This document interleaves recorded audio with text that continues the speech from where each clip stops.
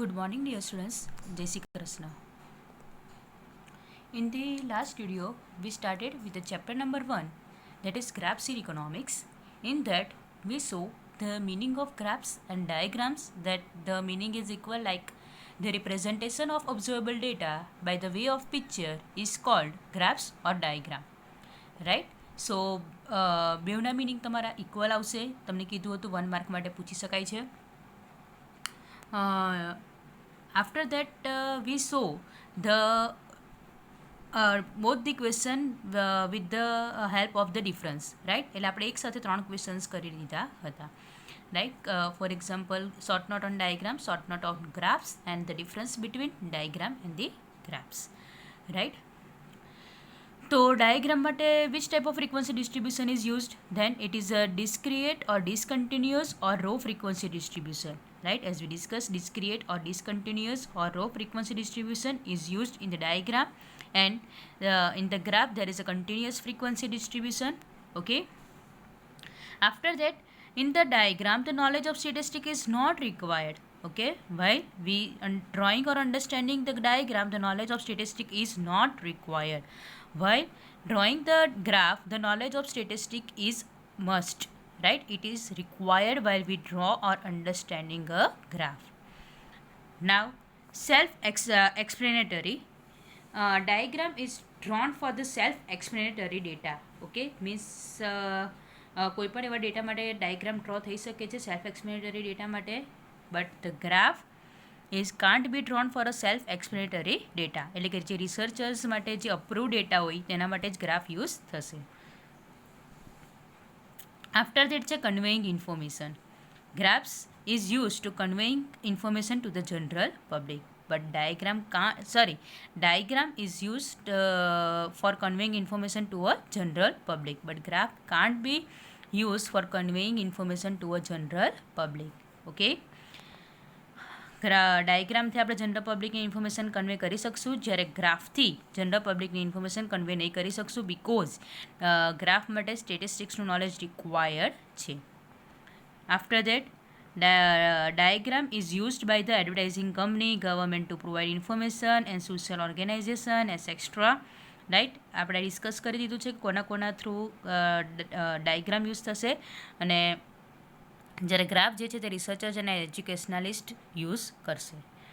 Okay, તો આ જે ડિફરન્સ છે તે 3 માર્ક્સ માટે ઇમ્પોર્ટન્ટ છે. એમાંથી 1 માર્કના ક્વેશ્ચન્સ પણ બહુ બધા નીકળતા છે, as I told you in the last video.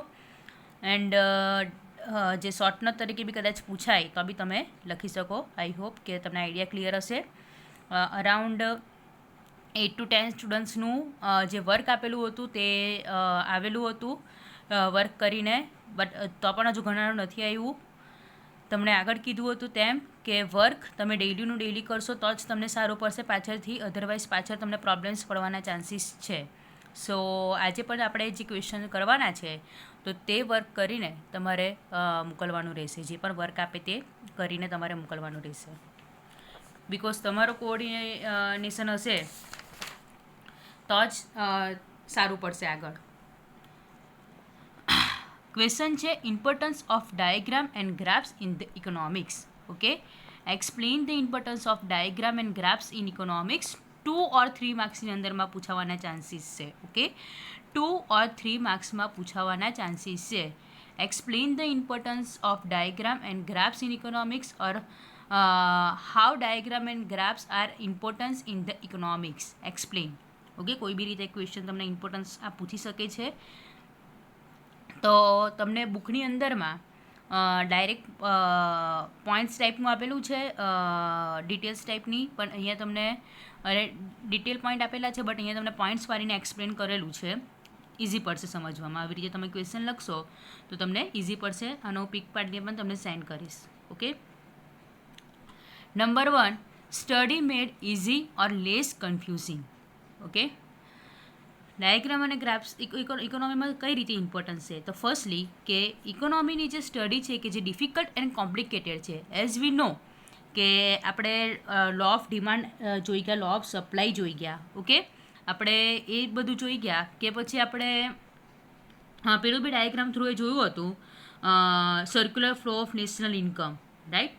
તે બી આપણે ડાયાગ્રામ થ્રુ જોયું હતું. તો આપણે એક્સપ્લેનેશનમાં લખીએ એના કરતાં આપણે ડાયાગ્રામ થ્રુ કોઈ પણ વસ્તુ એક્સપ્લેન કરીએ, રાઈટ, ડાયાગ્રામ થ્રુ કોઈ વસ્તુ જોઈએ તો આપણી જે ડિફિકલ્ટ સ્ટડી છે તે કેવી બની જશે? ઇઝી બની જશે.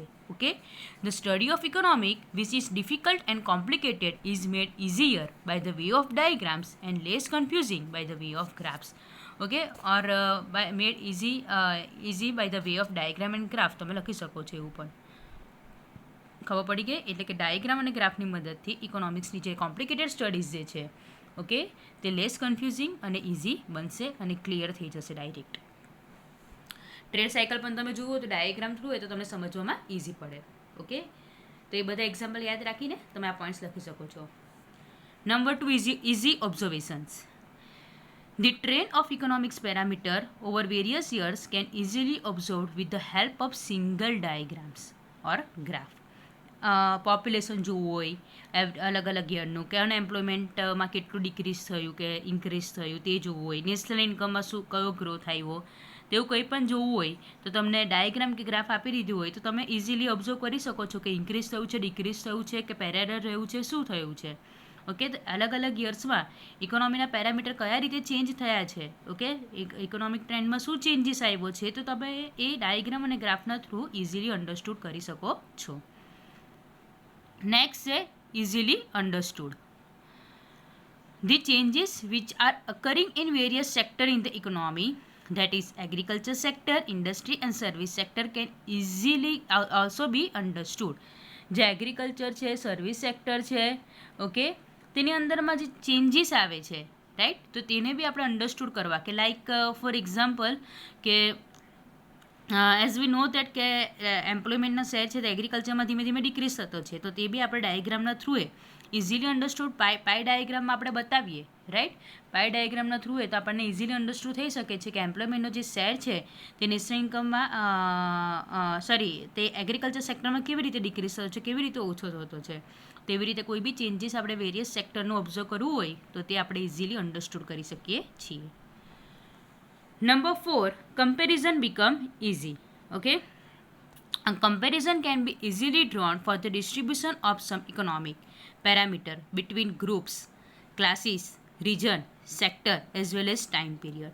બે અલગ અલગ રિજનનું કમ્પેરિઝન કરવું હોય, બે અલગ અલગ સ્ટેટ્સનું કમ્પેરિઝન કરવું હોય, બે અલગ અલગ ગ્રુપ્સનું, લાઈક મિડલ ક્લાસ કે પુઅર ક્લાસનું કમ્પેરિઝન કરવું હોય, રીચ ક્લાસનું પણ કમ્પેરિઝન કરવું હોય, કે મેલ ફિમેલ રેશિયોનું કમ્પેરિઝન કરવું હોય. ઇન શોર્ટ કોઈ બી કમ્પેરિઝન કરવું હોય તો ગ્રાફ્સ અને ડાયાગ્રામના થ્રુએ આપણે ક્લસ્ટર ડાયાગ્રામ જોયું હતું તો ઇઝીલી આપણે કમ્પેર કરી શકીએ ને, રાઈટ. સો ડાયાગ્રામના થ્રુએ એટલે કે ગ્રાફના થ્રુએ જે કમ્પેરિઝન છે તે ઇઝીલી થઈ શકે છે. નેક્સ્ટ છે save times. Okay, when some aspects of the economics which are found difficult can be presented through diagram and graphs. Okay, કે અમુક એવા એસ્પેક્ટ્સ જે હોય કે જે ડિફિકલ્ટ હોય સમજવા માટે, બરાબર. આપણે તમને થિયોરી સેન્સમાં લો ઓફ ડિમાન્ડને સમજવું ડિફિકલ્ટ છે, લો ઓફ સપ્લાયને સમજવું કદાચ ડિફિકલ્ટ પડી શકે, બટ અપર સ્લોપ ને લોઅર સ્લોપ જે તમે આપણે જોયું હતું તો તેનાથી તમે કદાચ ઇઝીલી અન્ડરસ્ટુડ કરી શકો કે ઇન્ક્રીઝ થતું છે કે ડિક્રીઝ થતું છે. Okay, circular flow of national income બી આપણે જ્યારે સમજેલા હતા તો ડાયાગ્રામ થ્રુ સમજે તમને કીધું હતું કે પેરેગ્રાફમાં તો બધું આપેલું છે ને તે આપણે સમજવા જશું, વાંચવા જશું તો કન્ફ્યુઝિંગ થશે. એના કરતાં ડાયરેક્ટ ડાયાગ્રામ થ્રુ આપણે સમજી ગયા, રાઈટ. એને આપણે ડાયાગ્રામ થ્રુ પ્રેઝન્ટ કર્યું. એનાથી શું થયું કે આપણો જે ટાઈમ છે, આપણો જે એફર્ટ્સ છે, બરાબર, તો તે બી શું થશે, સેવ થશે. Okay, so the time and efforts of the presenter in explaining and the reader in the understanding this aspects can be saved. એટલે તે ટાઈમે મને પણ સમજાવવામાં ઇઝી પડે અને તમને પણ સમજવામાં ઇઝી પડે. જે આપણે circular flow of national income understood કર્યું હતું, રાઈટ, તો બેવ થ્રુએ આપણને સમજવામાં ઇઝી પડે. Is that clear? સો આપણો ટાઈમ પણ સેવ કરે છે. અને લાસ્ટ વન છે difficult principal become easy to understand.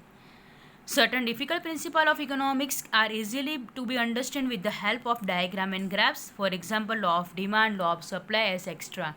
Okay, કે જે ડિફિકલ્ટ પ્રિન્સિપલ્સ જે છે ઇકોનોમિક્સના, તો તે ડાયાગ્રામ અને ગ્રાફના થ્રુ જો પ્રેઝન્ટ કરવામાં આવે તો સમજવા માટે કેવા બની જાય છે, ઇઝી બની જાય છે અને ઇઝીલી અન્ડરસ્ટુડ કરી શકે છે. જે આપણે લો ઓફ ડિમાન્ડ ને લો ઓફ સપ્લાય જે જોયું હતું, પ્રાઇસ ઇલાસ્ટિસિટી ઓફ ડિમાન્ડ જે અલગ અલગ જોયા હતા આપણે, રાઈટ, વેરિયસ ટાઈપના પ્રાઇસ ઇલાસ્ટિસિટી ઓફ ડિમાન્ડમાં બી આપણે ગ્રાફ જોયું હતું, રાઈટ. તો ગ્રાફના થ્રુ આપણે ઇઝીલી અન્ડરસ્ટુડ કરી શકીએ છીએ.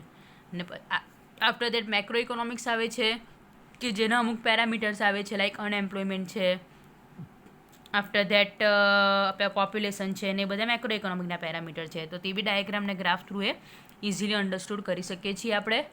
ઓકે, આફ્ટર દેટ જે એગ્રીકલ્ચર સેક્ટરનું કંઈ ફ્લક્ચ્યુએશન આવે છે, એટલે કે ટ્રેડ સાયકલ જે આવે છે, તો ટ્રેડ સાયકલને બી આપણે ઇઝીલી ડાયાગ્રામ કે ગ્રાફના થ્રુ એ અન્ડરસ્ટુડ કરી શકીએ છીએ. તો આ 6 પોઈન્ટ છે ઇમ્પોર્ટન્સના. નંબર 1, સ્ટડી, એક તો study made easy and less confusing, right, કે સ્ટડી કેવી બની જાય છે, ઇઝી બની જાય છે, complicated study become easy. Easy observation, આપણે ઇઝીલી ઓબ્ઝર્વ કરી શકીએ છીએ. ઇઝીલી અન્ડરસ્ટુડ બી ઇઝીલી થઈ શકે છે. કમ્પેરિઝન બીકમ ઇઝી, કમ્પેર કરવું હોય, રાઈટ, કોઈ બી બે અલગ અલગ રીજન, સ્ટેટ, ગ્રુપ્સ વચ્ચે, જેન્ડર વચ્ચે, તો આપણે ઇઝીલી કમ્પેર કરી શકીએ છીએ. અન્ડરસ્ટુડ કરવામાં, એટલે એક્સપ્લેન કરવામાં અને અન્ડરસ્ટુડ કરવામાં બેઉમાં ટાઈમ બેઉમાં ટાઈમ સેવ થઈ શકશે. અને જે ડિફિકલ્ટ પ્રિન્સિપલ છે તે બી કેવો બની જશે, ઇઝી ટુ અન્ડરસ્ટુડ. ઓકે, તો આ 6 ઇમ્પોર્ટન્સ ઓફ ડાયાગ્રામ અને ગ્રાફ્સ છે. આઈ હોપ સો કે તમને 6 પોઈન્ટ્સ ક્લિયર થઈ ગયા હશે. કોઈ પણ કન્ફ્યુઝન કે ક્વેરીઝ હોય આ 6 પોઈન્ટ્સની અંદરમાં, હું તમને આ પિક પાડીને સેન્ડ કરી દઈશ, પણ તમારે મને પ્રોપર લખી અને સેન્ડ કરવાનું રહેશે વર્ક. ઓકે, અને કોઈ બી કન્ફ્યુઝન ક્વેરીઝ હશે તો you can ask me, right. આ રોજના આપણે હવે નાના એક ક્વેશ્ચન જોઈશું, વાંધો નહીં. નેક્સ્ટ પાછા આપણે જોઈશું ત્યારે એક વખત પાછું નેક્સ્ટ વિડીયોમાં જ્યારે આપણે નેક્સ્ટ ક્વેશ્ચન જોઈશું ત્યારે એક વખત પાછું આ ક્વેશ્ચન આપણે ઉપરથી ડિસ્કસ કરી જશું, પછી નેક્સ્ટ ક્વેશ્ચન સ્ટાર્ટ કરશું. ઓકે, બટ તમારે ડેઇલીના વિડીયો ડેઇલી જોઈ અને રિસ્પોન્સ આપવાનો રહેશે. આઈ હોપ સો કે તમે બધા સારા હશો, સેફ હશો, તમારા ઘરમાં પણ બધા સેફ હશે. Stay home, stay safe. Okay, અને વિડીયો જોતા રહેજો.